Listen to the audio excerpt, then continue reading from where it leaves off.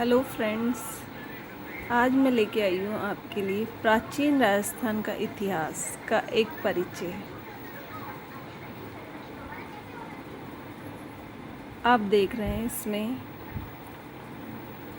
हम इतिहास के बारे में जानेंगे जो कि राजस्थान का पुराना इतिहास है। इसमें हमने देखा इतिहास शब्द का सबसे पहले उपयोग अथर्ववेद में इति प्लस है प्लस आस। ये इतिहास का संधि विच्छेद है। इसका मतलब है ऐसा ही निश्चित रूप से था, इसका मतलब ये होता है। इसका सबसे पहले उपयोग कहाँ हुआ? अथर्ववेद में। इसको इंग्लिश में हिस्ट्री बोलते हैं और हिस्ट्री की उत्पत्ति किस वर्ड से हुई है? हिस्टोरिया, जो कि एक ग्रीक वर्ड है। किसने की? हेरोडोटस ने, जो कि फादर ऑफ हिस्ट्री है। और कब इसका उपयोग किया? सबसे पहले। अब हम जान लेते हैं इनकी इतिहास की परिभाषाएं, जो कि बहुत ही महत्वपूर्ण है। इसके लिए कई इतिहासकार हैं जिन्होंने इनकी परिभाषाएं दी। इसमें सबसे महत्वपूर्ण जो परिभाषाएं हैं वो E.H. कार ने दी हैं, जिन्होंने बताया अतीत और वर्तमान के मध्य अनवरत संवाद इतिहास कहलाता। अनवरत मन बिल्कुल निरंतर चलने वाला। G.M. ट्रेवेलियन सेकंड नंबर, ये एक अपरिवर्तनीय कहानी है।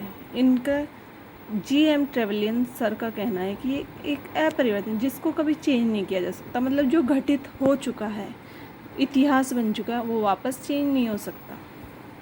और इसकी संपूर्ण परिभाषा अपन इन सबको जोड़ के ये है कि अतीत की महत्वपूर्ण घटनाओं का प्रामाणिकता के साथ कालक्रमिक अध्ययन। मतलब it's a very necessary thing कि हिस्ट्री का जो भी अध्ययन है वो काल के आधार पे होता है। काल मतलब समय के आधार पर, समय के गणना के अकॉर्डिंग अपन हिस्ट्री का डिवाइडेशन भी करते हैं।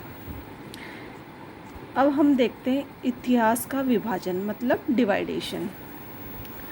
प्री हिस्ट्री, प्रोटो हिस्ट्री और हिस्टोरिकल। प्री हिस्ट्री मतलब प्राक इतिहास, फिर सेकंड होता है आग इतिहास और थर्ड है ऐतिहासिक। इनका अलग अलग टाइम है।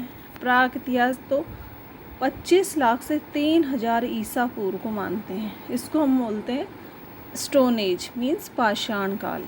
इसके अंदर क्या क्या मिला है हमें? लिखित साक्ष्य जो कि अनुपलब्ध है। इसमें क्या है? सिर्फ पूर्णतः पुरातात्विक स्रोतों के आधार पर।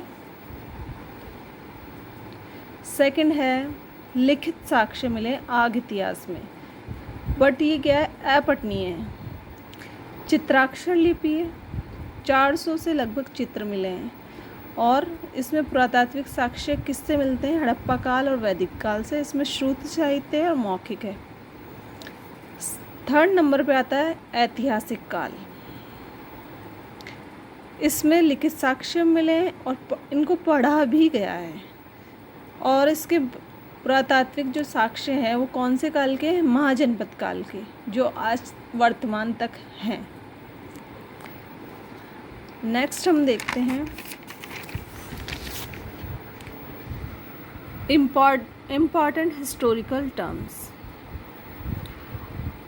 कौन कौन से हैं? फर्स्ट है आर्कियोलॉजी। ये जो हिस्ट्री से रिलेटेड जो टर्म्स हैं, जो हम हिस्ट्री में हमेशा इतिहास में पढ़ते हैं, जिनकी जानकारी होना हमें बहुत ज़्यादा आवश्यक है। इसमें आर्कियोलॉजी, प्राचीन स्थलों और कलाकृतियों का अध्ययन इसमें किया जाता है। सेकंड है क्रोनोलॉजी।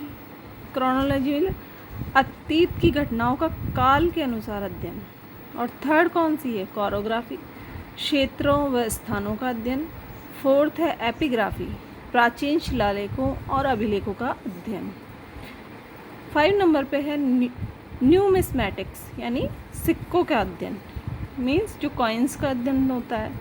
और पुरातत्व के आधार पर पढ़ने की प्रमुख विधियाँ, जिनसे अपन पता कर सकते हैं कि प्राचीन काल में कौन सी जो तथ्य मिले हैं वो किस समय के हैं, कब के हैं। इसमें सबसे महत्वपूर्ण है कार्बन 14 पद्धति। ये एक कार्बन की समस्थानिक पर आधारित है।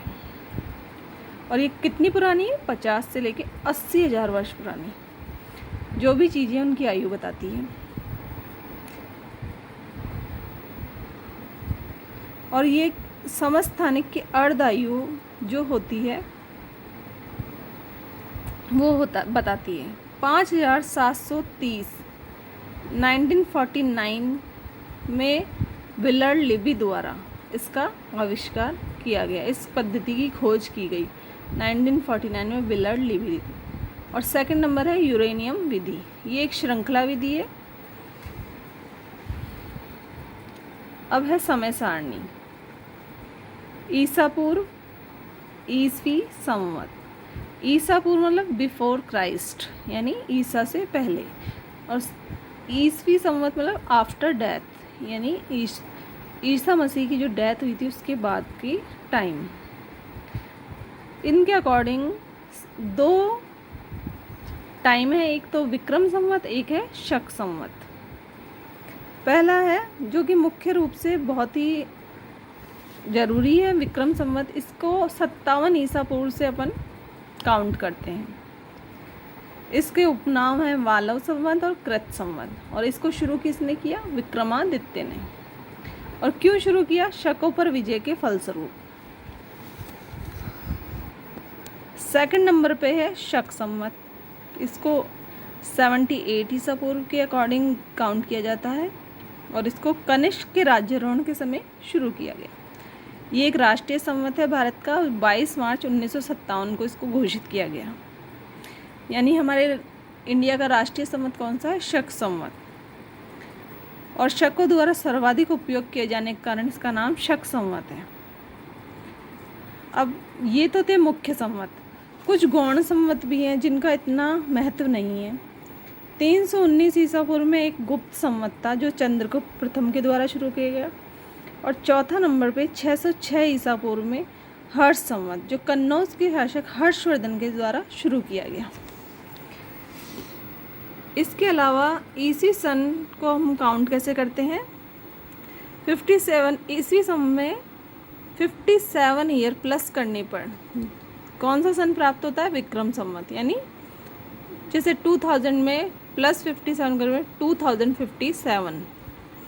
और ईसवी सन में से 78 ईयर्स माइनस करने पर हमें शक संवत की प्राप्ति होती है। जैसे कि 2000 में से 78 माइनस कर 1922 शक संवत। इस प्रकार से इन संवतों की गणना की जाती है। तो आप इनको अच्छी तरह देखिए, समझिए। और मुझे लगता है कि आपको मेरी वीडियो पसंद आई होगी। अगर आपको अच्छी लगे तो इसको लाइक, कमेंट और शेयर ज़रूर कीजिएगा। आगे भी ऐसी वीडियोस आपके लिए आती रहेगी। धन्यवाद।